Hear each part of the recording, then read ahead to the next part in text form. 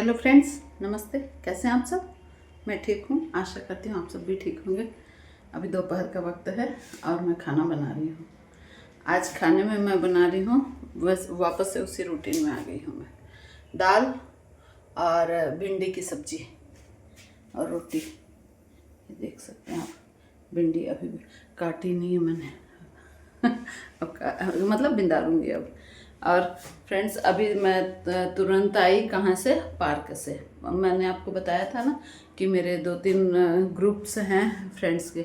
तो एक फ्रेंड के मतलब कि बेटी के 11 शादी के 11-12 साल बाद बच्चे हुए।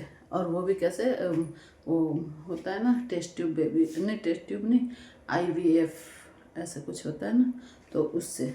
तो एक लड़का, बहुत ही खुशी की बात है कि एक लड़का एक लड़की हुए। और वो चूँकि वो पूना में हुए थे तो उनकी नानी जी जो हमारे फ्रेंड है तो वो वहीं थी उनके पास। अब 6-7 महीने के हो गए बच्चे, तो अब इधर आई है। तो उन्होंने अब हमको पार्टी दी। तो पार्टी तो क्या, वहाँ समोसा और पेड़े और ये सब कुछ कुछ मंगा दिए थे उन्होंने। और एक फ्रेंड के पोते की वो थी, बर्थडे था, तो उन्होंने भी ये सब गजक और कुछ तिल पट्टी और भी ये सब चीज़ें कि उन्होंने भी पार्टी दी। तो बस अभी वहाँ से आई। और देखिए कितने आश्चर्य की बात, जब वो आ रही थी मेरी फ्रेंड, तो अभी उसी समय ना वो आ गए ढोल वाली, 2-3 ढोल बजाने वाली आ गई। तो क्या बोलते हैं, वो बोले मतलब कुछ पैसे मांगने लगे। तो हम बोले तुम यहीं रुको, मैं है ना क्या बोलते हैं, हम तुमको पैसे भी देंगे और तुम ढोल भी बजाना।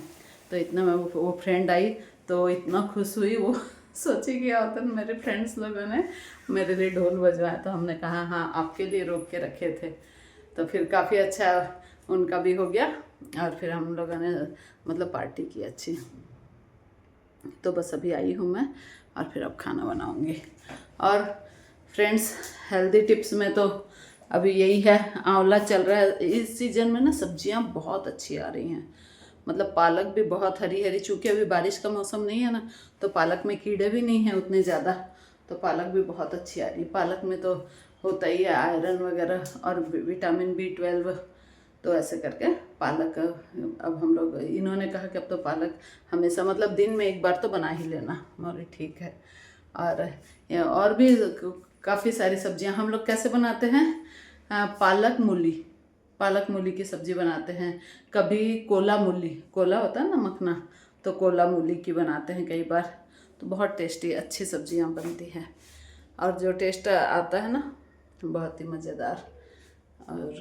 और मैं एक बात ये बोल रही हूँ फ्रेंड्स, कि जैसे कल मैंने आपको कहा था ना कि जैसे अपन जो भी भावना मन में रखते हैं भगवान के लिए, या अच्छी शुद्ध भावना, और मन से कोई चीज़ भी बात बोलते हैं तो वो मतलब स्वीकार हो जाती भगवान की तरफ से।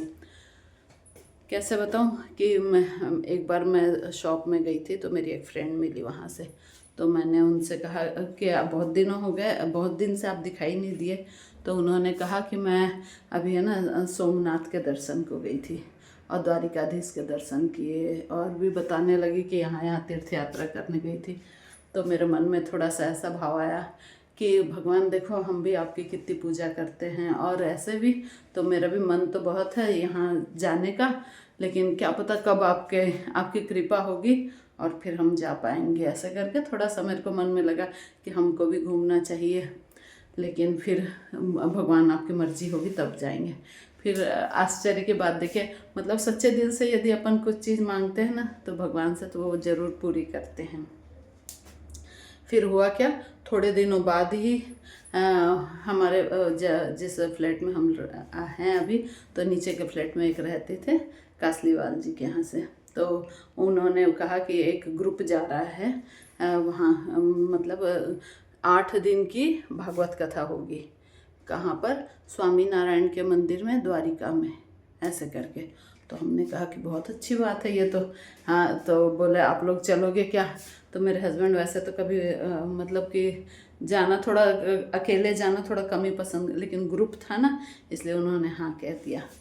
और फिर क्या बोलते हैं, इन्होंने मुझे कहा कि चलते यार। तो मुझे इतना आश्चर्य हुआ कि देखो भगवान सुनते तो हैं, लेकिन इतनी जल्दी सुन लेंगे वो पता नहीं था।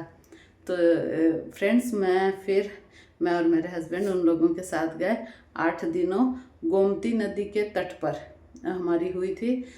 कब ये बात है, 2007 की।